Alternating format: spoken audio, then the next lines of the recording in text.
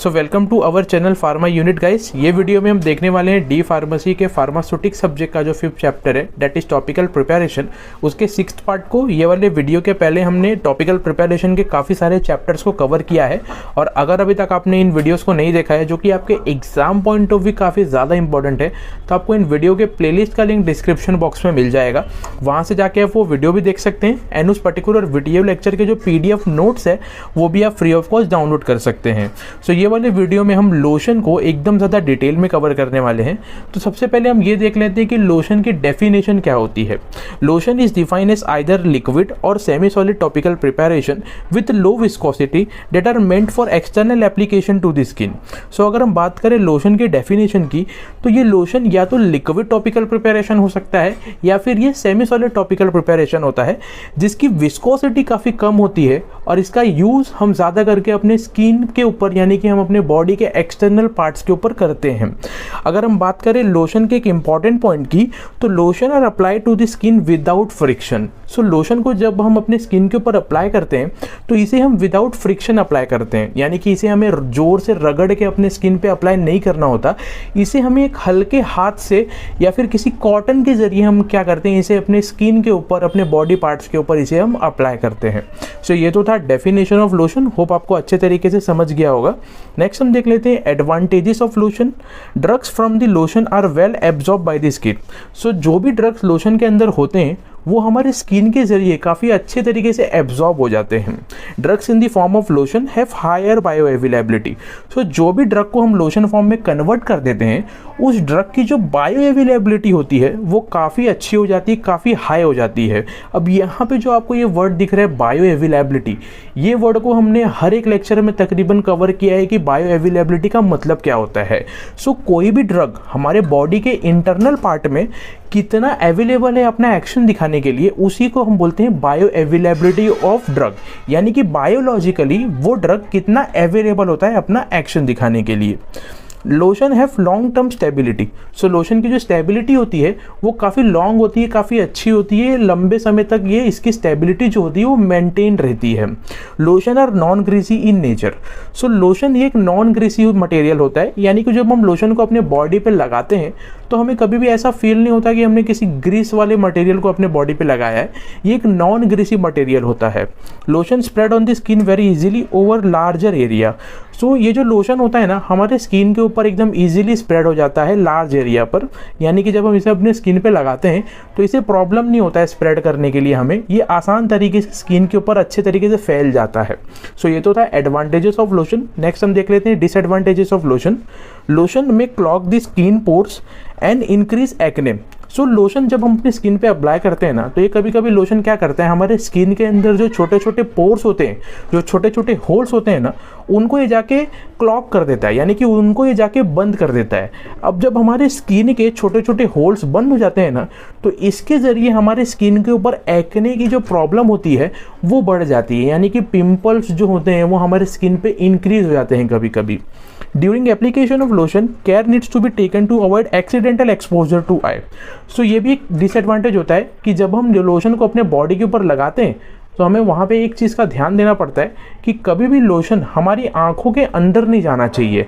यानी कि जब हम लोशन को अपने स्किन के ऊपर लगाते हैं तो हमें एक बात का बहुत ही ध्यान देना पड़ता है यहाँ पे कि जो ये लोशन है वो कभी भी हमारे आंखों के अंदर नहीं जाना चाहिए।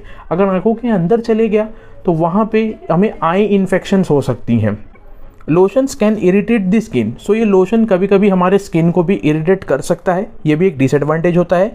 लोशन में एक्सीलरेट द स्किन एजिंग। सो ये जो लोशन क्या करता है, हमारे स्किन के एज को इंक्रीज कर देता है, यानी कि जब हम लोशन को लंबे समय तक लॉन्ग टाइम तक यूज़ करते हैं, इसे अगर हमने डेली यूज़ किया अपने स्किन के ऊपर तो हमारी जो स्किन की एज है ना वो हमारी उम्र से कुछ ज़्यादा दिखने लगेगी। सो ये भी एक डिसएडवांटेज होता है।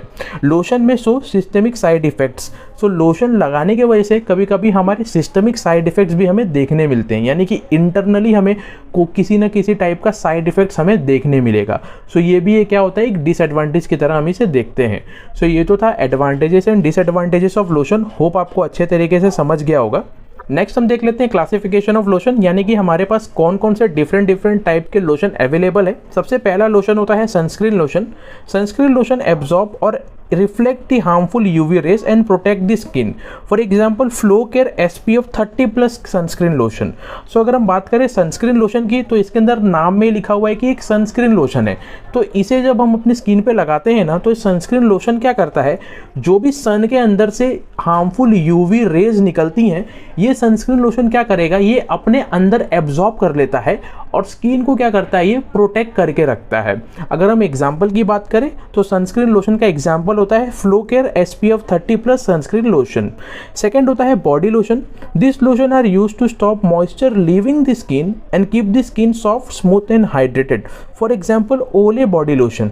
सो अगर हम बात करें बॉडी लोशन की तो बॉडी लोशन क्या करता है, हमारे स्किन के ऊपर से जो मॉइस्चर होती है उसको ये निकलने से, उनको ये ख़त्म होने से बचा के रखता है. यानी कि जब हम बॉडी लोशन को हम अपने स्किन के ऊपर लगाते हैं, अपने बॉडी पे लगाते हैं, तो बॉडी लोशन क्या करते हैं, हमारे स्किन को सॉफ्ट करके रखता है, हाइड्रेटेड करके रखता है, एक नमी मेंटेन करके रखता है और हमारा स्किन जो होता है वो स्मूथ रहता है, एकदम मुलायम हो जाता है लगाने के बाद. अगर हम एग्जाम्पल की बात करें तो इसका एग्जाम्पल होता है ओले बॉडी लोशन. नेक्स्ट लोशन होता है hair lotion. This lotion are used on hair to improve and stimulate the hair follicles. For example Biodense hair lotion. So hair lotion के नाम में लिखा है कि ये एक टाइप का हेयर लोशन है, जो यानी कि ये क्या होता है, हमारे बालों के लिए होता है. ये इसे हम बालों पे अप्लाई करते हैं. जब हम हेयर लोशन को अपने बालों पे अप्लाई करते हैं तो हमारे हेयर की जो क्वालिटी होती है वो अच्छी हो जाती है और जो हेयर फॉलिकल्स होते हैं यानी कि जो बालों की जड़ें होती हैं वो भी काफ़ी हद तक यहाँ पे स्टिमुलेट हो जाती हैं, काफ़ी अच्छी हो जाती हैं. अगर हम हेयर लोशन के एग्जाम्पल की बात करें तो इसका एग्जाम्पल होता है बायोडेंस हेयर लोशन. नेक्स्ट होता है face lotion. This are called as bleaching lotion which alter the colour of the skin. For example Oxyflame face lotion. So अगर हम बात करें फेस लोशन की तो फेस लोशन को हम ब्लीचिंग लोशन के नाम से भी जानते हैं. ये क्या करता है, हमारे स्किन के कलर जो होती हैं उसको ये चेंज कर देता है. यानी कि हमारे स्किन का जो कलर होता है उसे काफ़ी हद तक ये क्या करता है, इम्प्रूव करके रखता है. एग्जाम्पल की बात करें फेस लोशन की तो फेस लोशन का एग्जाम्पल होता है ऑक्सीफ्लेम फेस लोशन. नेक्स्ट होता है humectant lotion. This lotion keep the skin hydrated. For example Oilatum lotion. So अगर हम बात करें ह्यूमेक्टेंट लोशन की तो ह्यूमेक्टेंट लोशन क्या करता है, हमारे स्किन को हाइड्रेट करके रखता है. यानी कि हमारे स्किन की जो मॉइस्चर होती है उसे ये मेंटेन करके रखता है. एग्जाम्पल की बात करें ह्यूमेक्टेंट लोशन की तो इसका एग्जाम्पल होता है ऑयलेटम लोशन. नेक्स्ट लोशन होता है astringent lotion. It is dual purpose lotion that cleanses and moisturise the face. It helps to remove makeup residues, dirt, dust and other impurities from the skin. So अगर हम बात करें astringent lotion की तो astringent lotion का दो तरीके का काम होता है, यानी कि इसका दो पर्पस होता है, ड्यूअल पर्पस लोशन होता है. पहला काम ये क्या करता है, हमारे स्किन को क्लीन कर देता है. दूसरा काम क्या होता है, हमारे स्किन का जो मॉइस्चर होता है उसे ये मेंटेन करके रखता है, मॉइस्चराइज करके रखता है हमारे स्किन को. एस्ट्रिंजेंट लोशन हमारे स्किन के ऊपर से अगर हमें मेकअप वगैरह निकालना हो तो उसके लिए भी काम आता है, या फिर कोई डर्ट, डस्ट, धूल मिट्टी वगैरह अगर हमारे फेस पे है तो उसको निकालने के लिए भी हम क्या करते हैं, एस्ट्रिंजेंट लोशन का यूज़ करते हैं. सो ये तो था क्लासिफिकेशन ऑफ लोशन. होप आपको अच्छे तरीके से समझ गया होगा. हम देख लेते हैं फॉर्मुलेशन ऑफ लोशन. तो ये फॉर्मुलेशन ऑफ लोशन को हम एग्जाम्पल के जरिए समझते हैं. For example calamine lotion IP. So calamine lotion IP को बनाने के लिए हमें कुछ इंग्रेडिएंट्स का इस्तेमाल करना पड़ता है. इसके अंदर पहला इंग्रेडिएंट होता है कैलामाइन, जिसकी क्वांटिटी होती है 9 ग्राम और इसका यूज़ होता है स्किन इरिटेशन एंड ईचिंग को ख़त्म करने के लिए. सेकेंड इंग्रेडिएंट होता है जिंक ऑक्साइड, जिसकी क्वांटिटी होती है 3 ग्राम और इसका यूज़ हम ज़्यादा करके एस्ट्रिंजेंट एंड एंटीसेप्टिक की तरह करते हैं. थर्ड इंग्रेडिएंट होता है बेंटोनाइट, जिसकी क्वांटिटी होती है 1.8 ग्राम और इसका यूज़ हम करते हैं सस्पेंडिंग एजेंट की तरह. फोर्थ इंग्रेडिएंट होता है इसके अंदर सोडियम सिट्रेट, जिसकी क्वांटिटी होती है 0.3 ग्राम और इसका यूज़ होता है डीफ्लॉकुलेटिंग एंड चिलेटिंग एजेंट की तरह. फिर फिफ्थ इंग्रेडिएंट इसके अंदर होता है लिक्विड फिनॉल, जिसकी क्वांटिटी होती है 0.9 ml और इसका यूज़ हम करते हैं एंटीसेप्टिक एंड प्रिजर्वेटिव की तरह. फिर इसके बाद होता है ग्लिसरीन, जिसका क्वांटिटी होती है 3 ml और इसका यूज़ हम करते हैं ह्यूमेक्टेंट की तरह. फिर लास्ट इंग्रेडिएंट इसके अंदर होता है रोज़ वाटर, जिसकी क्वांटिटी होती है 60 ml और इसका यूज़ हम एरोमा या फिर हम बोल सकते हैं कि व्हीकल की तरह इसे करते हैं हम इसका यूज़. नेक्स्ट हम कैलामाइन लोशन का मेथड और प्रिपरेशन देख लेते हैं, यानी कि हम कैलामाइन लोशन को किस तरीके से बना सकते हैं. Calamine lotion is prepared by simple solution method with trituration. Sodium citrate solution is prepared by dissolving sodium citrate in 1/4 quantity of rose water. Calamine, zinc oxide and bentonite are triturated with sodium citrate solution until a smooth cream is obtained. The cream is diluted with water to make it pourable, and this mixture is transferred to the measure. Liquid phenol and glycerin is added to it and mixed well, and the final volume is adjusted with rose water. सो अगर हम बात करें methods of preparation of calamine lotion की, तो calamine lotion को हम एक simple solution method के जरिए बनाते हैं, जिसके अंदर हम टिचुरेशन का भी यूज़ करते हैं। तो इसके अंदर हम सबसे पहले क्या करते हैं, सोडियम सिट्रेट सोल्यूशन को बनाते हैं, यानी कि हमें सोडियम सिट्रेट को लेना पड़ता है और इस सोडियम सिट्रेट को तकरीबन 1/4 क्वांटिटी यानी कि तकरीबन 15 ml रोज वाटर के अंदर हम मिला देते हैं सोडियम सिट्रेट को, और उसे एक सोल्यूशन बना लेते हैं, यानी कि हमारा यहाँ पे सोडियम सिट्रेट सोल्यूशन बन के रेडी हो जाता है। नेक्स्ट स्टेप में हम क्या करते हैं, कैलामाइन को लेते हैं, जिंक ऑक्साइड को लेते हैं एंड बेंटोनाइट को लेते हैं। इन तीनों सॉलिड मटेरियल को हम लेते हैं और उसे अच्छे तरीके से टिचुरेट करते हैं with the help of sodium citrate solution. और हमें तब तक टिचुरेट करना है जब तक हमारा ये तीनों का तीनों सॉलिड मटेरियल एक स्मूथ क्रीम में ना फॉर्म हो जाए। जैसे ही एक स्मूथ क्रीम हमें मिल जाता है, वैसे ही हम टिचुरेशन बंद कर देते हैं। नेक्स्ट स्टेप में हम क्या करते हैं कि जो भी स्मूथ क्रीम हमारा टिचुरेशन के बाद बन के रेडी हुआ है, इस स्मूथ क्रीम को, इस क्रीम की जो विस्कोसिटी होती है, जो इसका गाढ़ापन होता है, उसे हम कम कर देते हैं, उसे एक सोल्यूशन फॉर्म में उसे पतला कर देते हैं। अब ये पतला करने से होगा क्या, इस क्रीम को जब हम पतला कर लेते हैं ना, तो इसे हम किसी भी कंटेनर में या फिर किसी भी डब्बे में उसे आसान तरीके से पलटी कर सकते हैं, उसे भर सकते हैं। अब यहाँ पे जैसे ही हमारा ये जो क्रीम है उसे जब हम पतला कर लेते हैं, नेक्स्ट स्टेप में हमें क्या करना पड़ता है, लिक्विड फिनॉल और ग्लिसरीन इन दोनों को लेते हैं और हम ये क्रीम के अंदर, जिसे हमने अभी पतला किया हुआ है, जिसकी विस्कोसिटी अभी हमने कम की हुई है, उसके अंदर हम क्या करते हैं, लिक्विड फिनॉल और ग्लिसरीन को डाल देते हैं और अच्छे तरीके से मिक्स कर देते हैं। लास्ट स्टेप में हम क्या करते हैं, रोज़ वाटर को लेते हैं और हमें जितना लोशन का क्वांटिटी चाहिए होता है, उतना लोशन का क्वांटिटी हम क्या करते हैं, रोज़ वाटर के ज़रिए उसे मेंटेन कर देते हैं, वॉल्यूम वहाँ तक लेके आ जाते हैं। तो यहाँ पे जो हमारा लोशन होता है, कैलामाइन लोशन, वो बन के रेडी हो जाता है।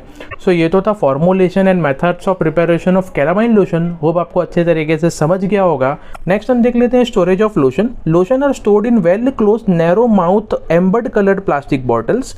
Lotion are stored in cool and dry place away from direct sunlight. They are stored out of reach of small children. So अगर हम लोशन के स्टोरेज की बात करें तो लोशन को हम एक narrow mouth ambered colour plastic bottle के अंदर स्टोर करके रखते हैं, जैसा कि आपको यहाँ पे डायग्राम में दिख रहा होगा।